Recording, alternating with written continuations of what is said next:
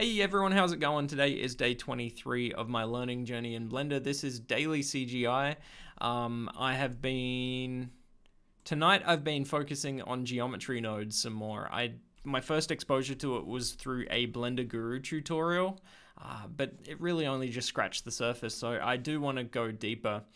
Since it's a relatively new feature, I feel like I'm not starting on the ground, on the level playing field as everyone else, because I'm a year late to the party at least, but, the sooner I learn it, the more beneficial, I think. So that's what I'm trying to do. I found a YouTube tutorial series from a creator called CrossMind Studio. So I followed Geometry Nodes for Beginners Part 1, 2, 3, 4, and 5. 5 being this one that I've got up on the screen here. The asset that I used is different, but the concept is the same, and the geometry node setup is the same. So basically, it's to make the second hand, the minute hand, and the hour hand rotate realistically using geometry nodes instead of having to keyframe everything out like apparently you used to have to do it. You can use geometry nodes to do it with some mathematics. So that is what we did. I grabbed this asset from... That's pretty good. Grabbed it from Polyhaven from an author called James Ray Koch. I guess I'll put a link in the description as well. I think with these Creative Commons licenses, you don't have to mention or credit the people, but I think it's good etiquette, right? Why wouldn't you, if you can?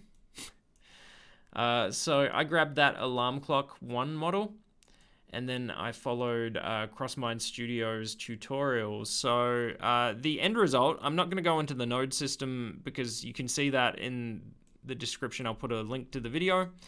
But this is the output. This is the result.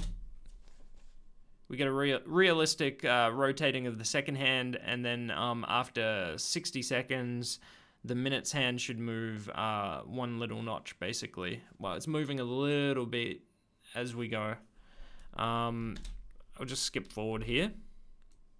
We've got 1800 frames, which is 60-second rotation in this case. So we're at 791 and 798, 17, 1801. You see it's pretty much spot on, right around there. And there's one other test I can do just to make sure that it maintains that. Accuracy, 1800, which is 60 seconds times 59, takes us to 12, 59, and 0 seconds.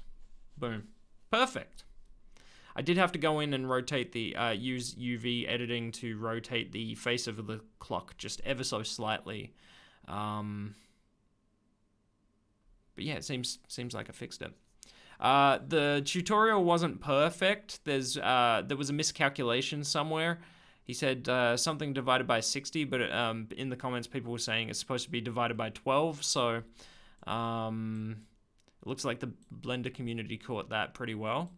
And then, there's always going to be multiple ways of doing these things, and people think differently, so no one tutorial is going to be perfect, and I think that's what makes geometry nodes quite interesting. It all depends on the kind of logic that you have and the level that you're at. So if I tried to create something, I wouldn't be able to create something because I've only followed a couple of tutorials. But in time, if I try to create something, it'll probably be pretty jumbled and complex. But then somebody who's more experienced with that kind of logic would obviously come up with a more elegant method.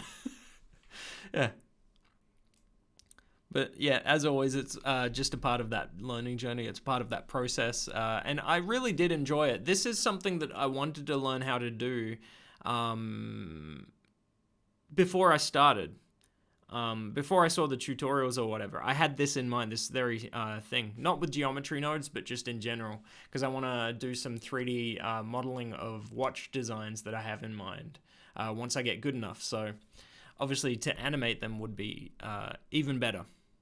So I'm going to put this to good use, or something like this. I'll see if there's other ways of doing it, but yeah. That's pretty much what I spent my time doing tonight in Blender. I think it worked out really well. I had a lot of fun. little practices like this, just easing you into what different nodes do and how to use them, it definitely seems like the way to go.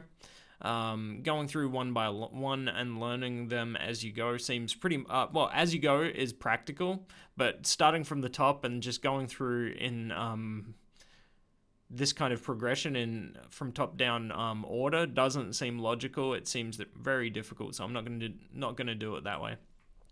But yeah, that's enough talking from me. I'm losing my voice.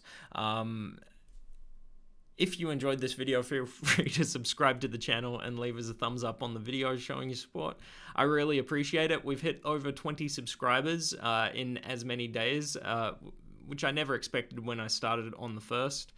So thank you for subscribing. Thank you for showing your support. Thanks for all the comments that I get.